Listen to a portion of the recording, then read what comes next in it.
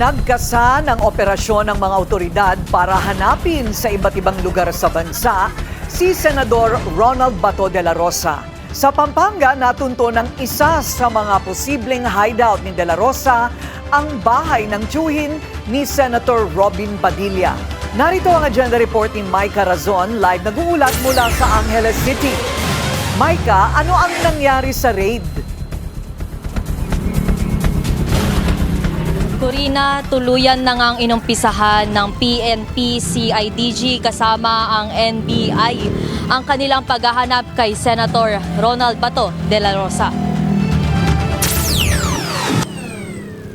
Alas 6 ng umaga nang salakayin ng PNP-CIDG ang bahay na ito sa Balibago, Angeles City, Pampanga.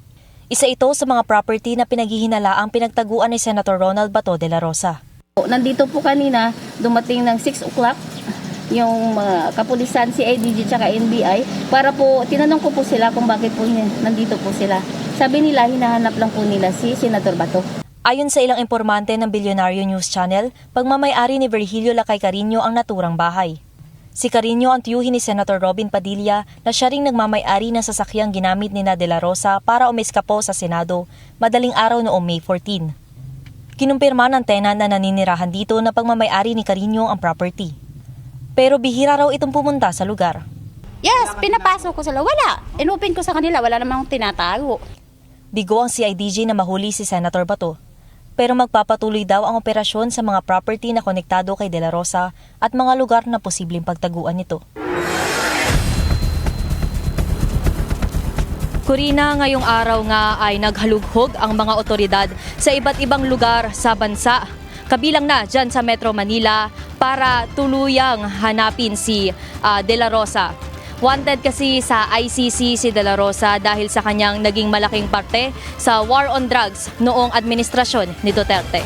Corina? Mayroon pa bang mga ibang witness, Micah, tungkol dito sa paghinala na dyan nga nagtago?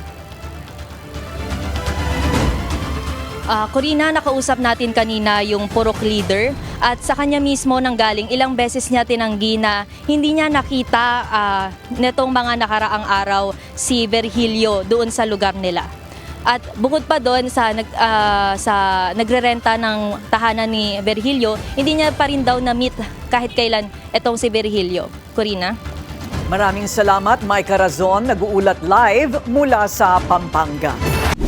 Manatiling nakatutok sa Bilyonaryo News Channel. Sumubaybay sa aming social media accounts at mag-subscribe sa aming YouTube channel para sa mga bago at eksklusibong balita.